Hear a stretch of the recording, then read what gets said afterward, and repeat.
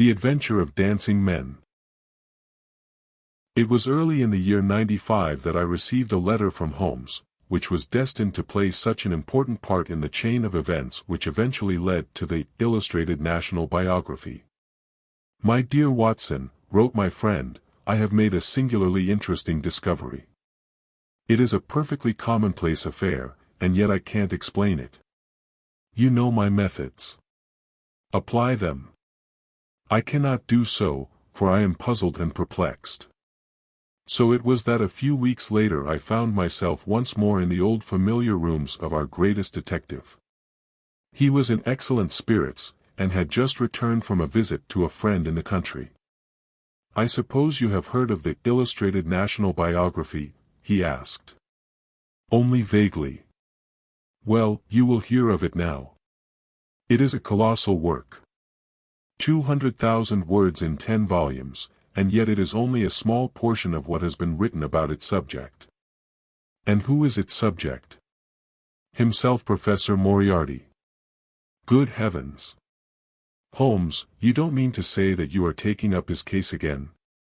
My dear Watson, when the opportunity presents itself, one must take advantage of it. You remember my description of him in The Final Problem? It was a true portrait. But surely he is dead. Yes, he is dead, but there is something after death, Watson. The great Moriarty is far from finished with me yet. I listened in amazement, wondering what strange new turn this singular case had taken. "You see," continued Holmes, "I have had a letter from a gentleman in the north of England, Mr. Hilton Cubit, of Ridlingthorpe Manor, near Doncaster. He is a man of good family and some wealth, a landowner, and a magistrate in his district.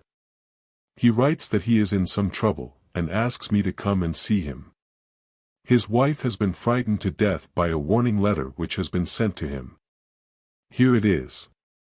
He handed me the note, which was written in a bold, clear hand. "Sir, we have reason to believe that some danger may befall Mr. Hilton Cubit, of Ridlingthorpe Manor, near Doncaster. Our reason for thinking so is that one of our associates, who is well known to you, has just returned from a journey to London, bringing with him a photograph of Mr. Cubit's wife. The photograph is in the hands of the editor of the Illustrated National Biography, and will appear in its pages shortly. We advise you to burn this letter at once, and do not use the information contained in it. You will be sorry if you do." "Well, Watson," said Holmes, when I had finished reading the letter, "what do you make of that? It is certainly a strange business. But what is the connection with Moriarty?" "The connection is not far to seek. Moriarty was the editor of the Illustrated National Biography, and he has never forgotten or forgiven me for the part one played in his downfall. He has some sinister scheme afoot, and I must foil it. How do you propose to do that?" "I shall go down to Ridlingthorpe myself, and see what can be done." "Will you come with me?" "Of course."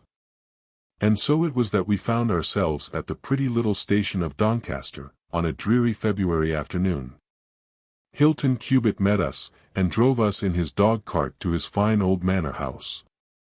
He was a tall, handsome man, with a kindly face, but he was clearly troubled by the events that had brought us there. "My wife has been in a terrible state ever since she received that letter," he told us as we sat in his comfortable library. "She is sure that some danger threatens us, and she has been unable to shake off the feeling of dread. But what can it mean? We are quiet people, with no enemies that I know of." "We must see the photograph," said Holmes. "It may give us a clue.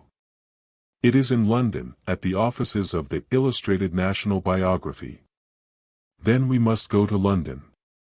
That same evening, we took the train to the city, and the next morning we presented ourselves at the offices of the magazine. The editor, a small, sharp-eyed man with a pinched face, received us politely, but he was clearly ill at ease. "The photograph is in my possession, Mr. Holmes," he said. "But I must tell you that it was obtained in a perfectly legal manner. We have no intention of causing any harm to Mr. Cubit or his family. "That may be so," said Holmes. "But I must see the photograph." The editor hesitated, but finally he led us into his private office and produced the picture. It was a fine portrait of a beautiful woman, dressed in a fashionable gown, with a charming smile and sparkling eyes. I could see why Cubit was so proud of her. Holmes examined the photograph carefully, turning it this way and that. Suddenly he gave a sharp cry of surprise and pointed to a tiny mark on the edge of the picture. "Do you see that?" he asked us. "That is the mark of Moriarty's hand.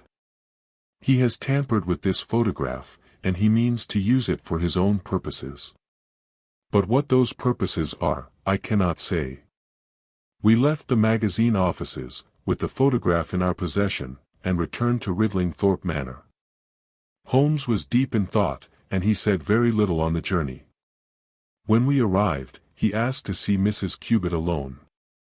She was a charming woman, with a gentle manner and a lovely smile.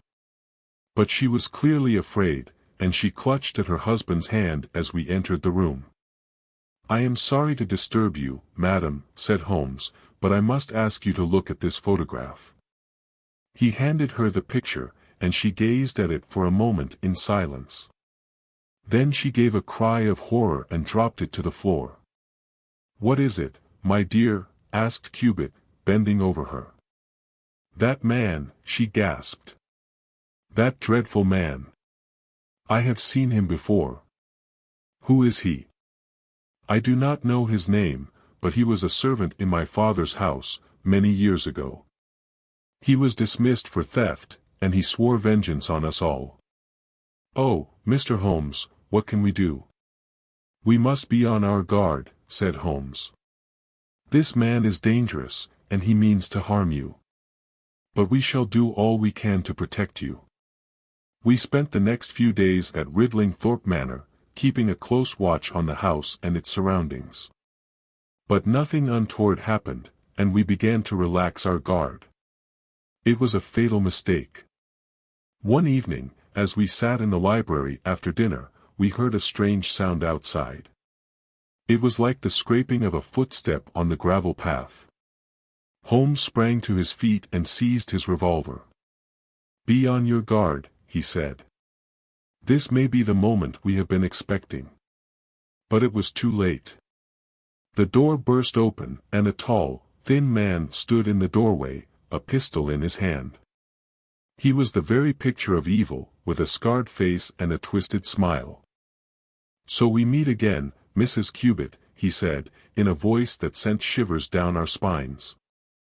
"I have been waiting a long time for this moment." "Who are you?" she cried, backing away from him. "I am the man you wronged, the man you dismissed without cause. But now I shall have my revenge." He raised the pistol, but Holmes was too quick for him. With a lightning-fast movement, he fired his own revolver and the man fell to the ground, dead. It was over in an instant, but the memory of that terrible night stayed with us for a long time. We had come face to face with one of the most dangerous criminals in the land, and we had emerged victorious. But at what cost? The Cubits were forever changed by the experience, and so were we. As we left Ridlingthorpe Manor, Holmes turned to me and said, "Watson, the game is afoot. Moriarty is still out there, waiting for his chance. And we must be ready." With those words, we returned to London, where Holmes immediately threw himself into his work, determined to uncover Moriarty's next move. But it was a difficult task, for our enemy was cunning and elusive. Weeks passed, and still we had no concrete leads. But then, one evening, as we were walking through the streets of London, Holmes suddenly stopped and turned to me. "Watson, I have it," he said. "I know what Moriarty is planning." "What is it?" "He is going to strike at the heart of the government itself. He means to assassinate the Prime Minister."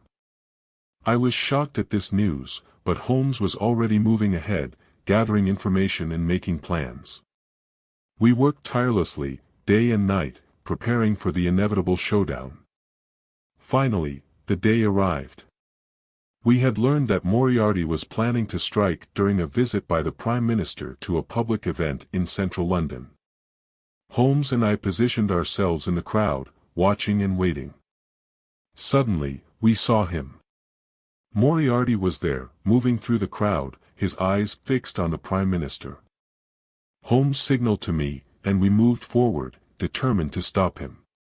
But Moriarty was ready for us. He drew a knife and lunged at Holmes, who dodged out of the way. The crowd surged around us, and we lost sight of Moriarty for a moment. Then, suddenly, there was a gunshot. The crowd scattered, screaming and running in all directions. When we looked up, we saw Moriarty lying on the ground, his gun still smoking. It was over. The greatest criminal mastermind of our time had been brought down, and London was safe once more. But as we stood there, looking at the body of our enemy, I couldn't help but wonder what other dangers lay ahead, what other adventures awaited us in the world of Sherlock Holmes. The end. It's my pleasure to read you this classic Sherlock Holmes adventure. Please like, share and subscribe for more. Please also leave your comments and we love to hear from you. Thank you.